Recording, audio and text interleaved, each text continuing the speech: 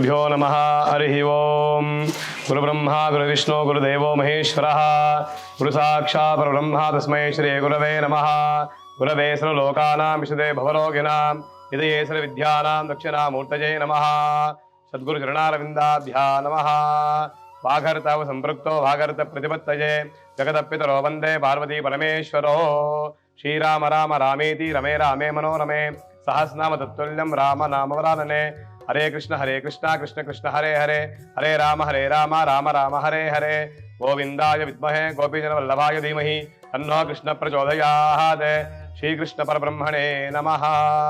गावो विश्वस्य मातरः वागर्तव संपृक्तो वागर्त प्रतिपत्तये जगदप्पितरो वंदे पार्वती परमेश्वरो। ಚಿಂತಾಮಣಿ ಗ್ರಾಮದಲ್ಲಿ ವಿಶೇಷವಾಗಿ ಶ್ರೀ ಪರಶುರಾಮ ಗೋಶಾಲೆ ಎಂಬ ಒಂದು ಗೋಶಾಲೆಯನ್ನ ಸ್ಥಾಪನೆ ಮಾಡಿದ್ದೀವಿ. ಗೋವು ಅಂದರೆ ಏನಪ್ಪ ವಿಶೇಷವಾಗಿ ಅಂದರೆ ಗಾವೋ ವಿಶ್ವಸ್ಯ ಮಾತರಹ ಅಂತ ಹೇಳ್ತಾರೆ. ಗೋವು ಅನ್ನೋದು ನಮ್ಮ ಧರ್ಮದಲ್ಲಿ ತುಂಬ ವಿಶೇಷವಾಗಿರ್ತಕ್ಕಂಥ ಒಂದು ಜೀವಿ, ಹಸು. ಅದಕ್ಕೆ ವಿಶ್ವಕ್ಕೆಲ್ಲ ಅಧಿಪತಿ ಯಾರಪ್ಪ ಅಂದರೆ ಅದು ಗೋಮಾತೆ. ಅದಕ್ಕೋಸ್ಕರವಾಗಿ ವಿಶೇಷವಾಗಿ ಗೋವು ಅಂದರೆ ಅಷ್ಟಾವಿಂಶತಿ ದೇವತಾ ಸ್ವರೂಪಿಣಿ ಅಂತ ಹೇಳ್ತಾರೆ. ಎಲ್ಲ ದೇವರ ಸ್ವರೂಪವು ಆ ಗೋವಾಗಿರುತ್ತದೆ. ಅದಕ್ಕೋಸ್ಕರವಾಗಿ ಎಷ್ಟು ನಾವು ಅನ್ನದಾನ, ಭೂದಾನ, ಗೋದಾನ, ಕನ್ಯಾದಾನ, ಅದರಲ್ಲಿ ವಿಶೇಷವಾಗಿ ಎಲ್ಲ ದಾನಗಳಲ್ಲಿ ಶ್ರೇಷ್ಠವಾಗಿರ್ತಕ್ಕಂಥ ದಾನ ಯಾವುದಪ್ಪ ಅಂದರೆ ಗೋ ಸೇವೆ, ಗೋದಾನ ಅಂತ ಹೇಳ್ತಾರೆ. ಎಷ್ಟು ನಾವು ಗೋ ಸೇವೆ ಮಾಡ್ತೀವೋ ಅಷ್ಟು ನಮ್ಮ ಪಿತೃಗಳ ಅನುಗ್ರಹ ಮತ್ತು ಎಲ್ಲ ಕಾರ್ಯ ಸಿದ್ಧಿ ಆಗಬೇಕು, ಐಶ್ವರ್ಯ ಪ್ರಾಪ್ತಿ ಆಗಬೇಕು, ವಿಶೇಷವಾಗಿ ನಮ್ಮ ಧರ್ಮ ಉಳಿಬೇಕು ಅಂದರೆ ವಿಶೇಷವಾಗಿ ಆ ಗೋ ಸೇವೆ ಮಾಡಬೇಕು. ಅದಕ್ಕೋಸ್ಕರವಾಗಿ ನಾವು ಗೋಶಾಲೆಯನ್ನು ಸ್ಥಾಪನೆ ಮಾಡಿದ್ದೀವಿ. ಇವಾಗ ಇದು ಸುಮಾರು 2023ನೇ ಇಸ್ವಿಯಲ್ಲಿ ಪ್ರಾರಂಭ ಆಗಿದೆ. ಹಾಗೆ ಸದ್ಯಕ್ಕೆ ಅವತ್ತು ವಿಶೇಷವಾಗಿ ನಮ್ಮ ಪೂರ್ವಜರ ಇದು ಸ್ಥಳ ಆಗಿತ್ತು. ಇಲ್ಲಿ ಒಂದು ದೈವಕ್ಕೆ ದೇವತಾರಾಧನೆಗೆ ಉಪಯೋಗ ಆಗಬೇಕು ಅಂತ ಹೇಳ್ಬಿಟ್ಟು ವಿಶೇಷವಾಗಿ ನಮ್ಮ ತಂದೆ ಆಗಿರ್ತಕ್ಕಂಥ ವಿಶ್ವನಾಥ್ ದೀಕ್ಷಿತ್ ಮತ್ತು ನಮ್ಮ ತಾತಂದರಾಗಿರ್ತಕ್ಕಂಥ ಶಂಕರಪ್ಪ ದೀಕ್ಷಿತ್ ಅವರ ಆಶೀರ್ವಾದದೊಂದಿಗೆ ಇದು ಸುಮಾರು 2023ರಲ್ಲಿ ಪ್ರಾರಂಭ ಮಾಡಿದ್ದೀವಿ. ವಿಶೇಷವಾಗಿ ಸಂಕಲ್ಪ ಮಾಡಿ ಪ್ರಾರಂಭ ಮಾಡಿದ್ವಿ. ಮಾಡಾದ ಮೇಲೆ ಒಂದೆರಡು ಹಸುಗಳು ಗೋದಾನ ಅಂತ ಹೇಳ್ಬಿಟ್ಟು ಬಂತು. ಮತ್ತು ಇನ್ನೂ ಹೆಚ್ಚಿನ ಸಂಖ್ಯೆಯಲ್ಲಿ ಇದು ಅಭಿವೃದ್ಧಿ ಆಗಬೇಕು ಅಂತ ನಾವು ಎಲ್ಲ ಭಕ್ತರಿಗೆಲ್ಲ ವಿಶೇಷವಾಗಿ ಹೇಳಿದ್ದೀವಿ. ಎಲ್ಲ ಒಂದೊಂದಾಗಿ ಬರ್ತಾ ಇದೆ. ಈಗ ಸದ್ಯಕ್ಕೆ ಸರಿಸುಮಾರು ಒಂದು 25 ಹಸುಗಳು, ಒಂದು 5 ಕರುಗಳೆಲ್ಲ ಇದೆ, ದಡಿತಾ ಬರ್ತಾ ಇದೆ. ಅದರಲ್ಲಿ ತುಂಬ ಮುಖ್ಯವಾಗಿ ಗೋವುಗಳು ಯಾಕಪ್ಪ ಇದು ಉಳಿಬೇಕು ಅಂದರೆ ತುಂಬ ಮುಖ್ಯವಾಗಿ ಇದು ಬಂದು ನಾಟಿ ಹಸು ಅಂತ ಹೇಳ್ತಾರೆ. ನಮ್ಮ ಧರ್ಮದ ಪುರಾತನವಾಗಿರ್ತಕ್ಕಂಥ ಹಸು. ಈ ಹಸು ವಿಶೇಷವಾಗಿ ಪಂಚಗವ್ಯ ಅಂತ ಹೇಳ್ತಾರೆ. ತುಂಬ ಮುಖ್ಯವಾಗಿ ಏನೇ ಒಂದು ಪೂಜೆ ಮಾಡಬೇಕು ಅಂದರೂ ಕೂಡ ಪ್ರತಿನಿತ್ಯ ನಾವು ಯೂಸ್ ಮಾಡೋ ಕಾಫಿಯಿಂದ, ಟೀಯಿಂದ ಹಿಡಿದು ಬರೋದೆಲ್ಲ ಹಾಲಿಂದ. ಅದು ಹಾಲು ಒಳ್ಳೇದು ಬರಬೇಕು. ವಿಶೇಷವಾಗಿ ಇದು ನಾಟಿ ಹಸುಗಳು. ಸೀಮೆ ಹಸುಗಳು ವಿಶೇಷವಾಗಿ ಅದು ಹಾಲು ಜಾಸ್ತಿ ಬರುತ್ತೆ, ಬಟ್ ಅದರಲ್ಲಿ ಪೌಷ್ಟಿಕಾಂಶ ಇರೋದಿಲ್ಲ.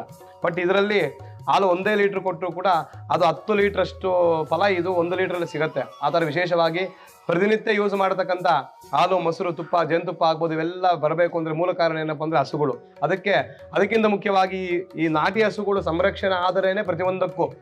ಈಗ ಆರೋಗ್ಯ ಚೆನ್ನಾಗಿರಬೇಕು ಅಂದರೂ ಪ್ರತಿಯೊಂದಕ್ಕೂ ಮೂಲ ಏನಪ್ಪ ಅಂದರೆ ಪ್ರತಿಯೊಬ್ಬರಿಗೂ ಹಾಲು, ಕ್ಷೀರ ತುಂಬ ಮುಖ್ಯ. ಅದೇ ರೀತಿಯಲ್ಲಿ ತುಪ್ಪ ತುಂಬ ಮುಖ್ಯ. ಅದೇ ಮುಖ್ಯವಾಗಿ ಪ್ರತಿಯೊಂದು ಪೂಜೆಯಲ್ಲಿ ಪಂಚಗವ್ಯ ಅಂತ ಯೂಸ್ ಮಾಡ್ತೀವಿ. ಏನಪ್ಪ ಪಂಚಗವ್ಯ ಅಂದರೆ ಹಾಲು, ಮೊಸರು, ತುಪ್ಪ ಮತ್ತು ಗಂಜಲ ಮತ್ತು ಸಗಣಿ ಅಂತ ಹೇಳ್ತಾರೆ. ಅದೇ ರೀತಿಯಲ್ಲಿ ರೈತರು ಚೆನ್ನಾಗಿರಬೇಕು ಅಂದರೆ ಪ್ರತಿಯೊಬ್ಬ ರೈತರಿಗೆ ಒಳ್ಳೆ ಪೌಷ್ಟಿಕಾಂಶವಾಗಿರ್ತಕ್ಕಂಥ ಈ ಆಹಾರ ಪದ್ಧತಿಯಲ್ಲಿರ್ತಕ್ಕಂಥ ಒಂದು ಸಗಣಿ ಆಗ್ಬೋದು, ಇದೆಲ್ಲ ಗೊಬ್ಬರ ಎಲ್ಲ ಸಿಗಬೇಕು. ಅದೇ ರೀತಿಯಲ್ಲಿ ಹಸುಗಳು ಉಳಿದ್ರೇನೆ ಗೊಬ್ಬರ ಬಂದು ತಗೊಂಡೋಗಿ ನಾವು ರೈತರಿಗೆ ಹೊಲದಲ್ಲಿ ಹಾಕಿದಾಗ ಅಲ್ಲಿ ರೈತರು ಬೆಳೆ ಬರುತ್ತೆ.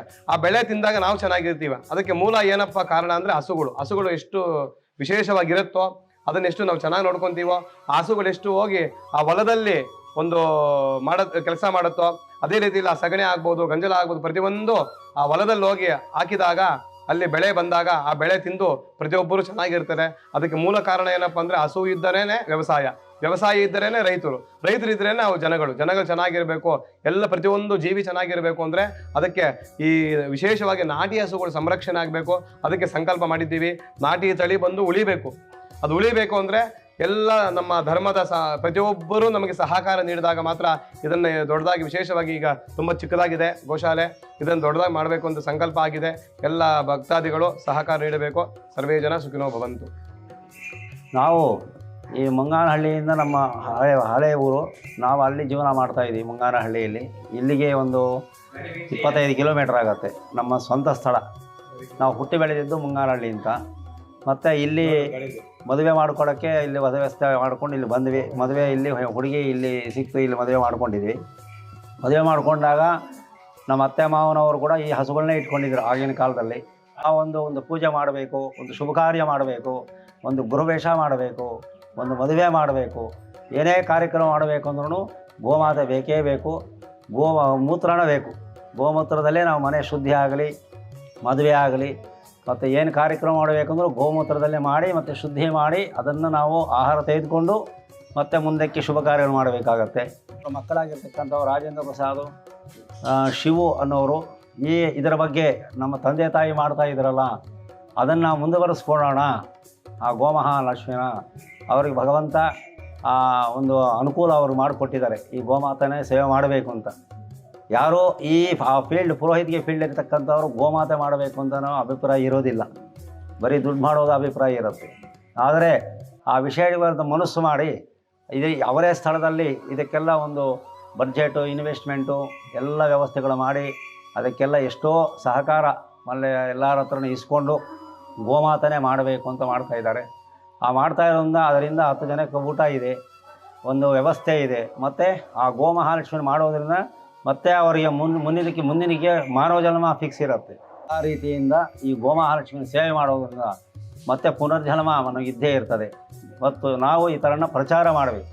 ನಮ್ಮ ಒಂದು ಸಂಪ್ರದಾಯ, ನಮ್ಮ ಭಾರತೀಯ ಸಂಸ್ಕೃತಿಯನ್ನು ಉಳಿಸಬೇಕು ಅನ್ನೋ ಒಂದು ಅಭಿಪ್ರಾಯದಿಂದ ಈ ಗೋಮಹಾಲಕ್ಷ್ಮಿ ಅವರು ಪರಶುರಾಮ ಗೋಶಾಲೆ ಅಂತ ಈ ಹಳ್ಳಿ ಇಲ್ಲಿ ಅದನ್ನು ಅವರು ಅಭಿವೃದ್ಧಿ ಮಾಡಿ ಎಲ್ಲರಿಗೂ ಇದನ್ನು ಉಳಿಸಲಿ ಅನ್ನೋ ಅಭಿಪ್ರಾಯದಲ್ಲಿ ಮಾಡ್ತಾ ಇದ್ದಾರೆ.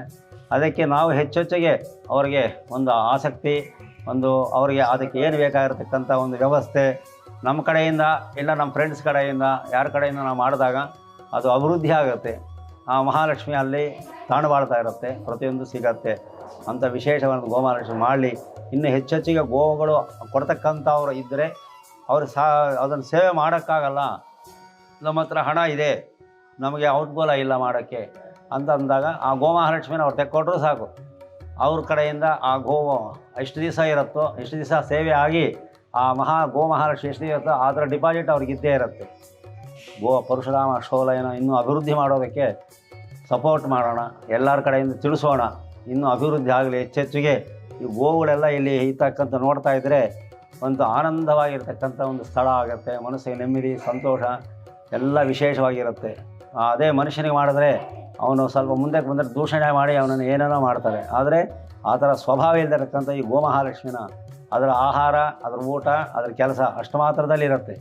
ಅದಕ್ಕೆ ಸ್ವಾರ್ಥ ಆಗಲಿ ಇಲ್ಲ ಅದರ ದ್ವೇಷ ಆಗಲಿ ಯಾವುದೂ ಇರತಕ್ಕಂಥ ಗೋಮಹಾಲಕ್ಷ್ಮಿನ ನಾವು ಹಿಂಗೆ ಬೆಳೆಸ್ಕೊಂಡು ಹೋಗೋಣ. ಹೆಚ್ಚೆಚ್ಚಿಗೆ ಈ ಸ್ಥಳದಲ್ಲೇ ಮುಂಚೆ ಅವ್ರ ಅವ್ರ ತಾತ ಅಜ್ಜಿ ಎಲ್ಲ ಇದೇ ಸ್ಥಳದಲ್ಲೇ ಗೋಮಹಾಲಕ್ಷ್ಮಿನ ಬೆಳೆಸಿ ಇಷ್ಟು ಒಂದು ವಿಶೇಷವಾಗಿರ್ತಕ್ಕಂಥ ಸ್ಥಾನ ಇರಲಿಲ್ಲ.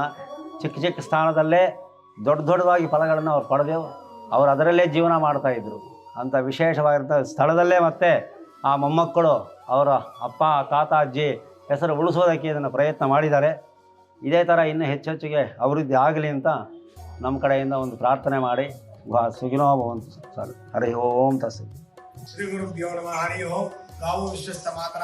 ನನಗೆ ಒಂದು ಸಂಕಲ್ಪ ಇತ್ತು, ಒಂದು ಗೋಶಾಲೆಯನ್ನು ಮಾಡಬೇಕು ಅಂತಿತ್ತು. ಅದೇ ತರ ಪರಶುರಾಮ ಗೋಶಾಲೆಯನ್ನು ಒಂದು ಸ್ಥಾಪನೆ ಮಾಡಿದ್ದೇವೆ. ಸಹಕಾರ ಸ್ಪಂದನೆಯನ್ನು ಮಾಡಬೇಕು ಅಂತ ಚಿಕ್ಕದಾಗಿದೆ, ಇದನ್ನು ದೊಡ್ಡದಾಗಿ ಮಾಡಬೇಕು ಅಂತ ಮುಂದೆ ಒಂದು ಸಂಕಲ್ಪ ಇದೆ, ಒಂದು ಪ್ರೇರಣೆ ಇದೆ. ಅದಕ್ಕೆ ಸಹಕರಿಸಿ ಸಂಧಿಸಿ ಪ್ರತಿಯೊಬ್ಬರು ಗೋ ರಕ್ಷಣೆ ಮಾಡೋರು, ಗೋ ಮೇಲೆ ಆಸೆ ಇಟ್ಟುಕೊಂಡಿರೋರು, ಗೋವನ್ನು ಪ್ರೀತಿಸಿ ಅವರನ್ನು ಗೋ ರಕ್ಷಣೆ ಮಾಡಬೇಕು ಅಂತ ಒಂದು ಸಂಕಲ್ಪ ಇಟ್ಕೊಂಡಿರೋರು, ಹಾಗೆ ಗೋವನ್ನು ದಾನ ಮಾಡಬೇಕು ಅಂತಿರೋರು ಪ್ರತಿಯೊಬ್ಬರು ಸಹಕಾರ ನೀಡಿ ಸ್ಪಂದಿಸಬೇಕೆಂದು ದೊಡ್ಡದಾಗಿ ಮಾಡಬೇಕು ಅಂತ ಅನ್ಕೊಂಡಿದ್ದೇವೆ. ಅದಕ್ಕೆ ಒಂದು ಅನುಕೂಲ ಮಾಡಿಕೊಡಿ.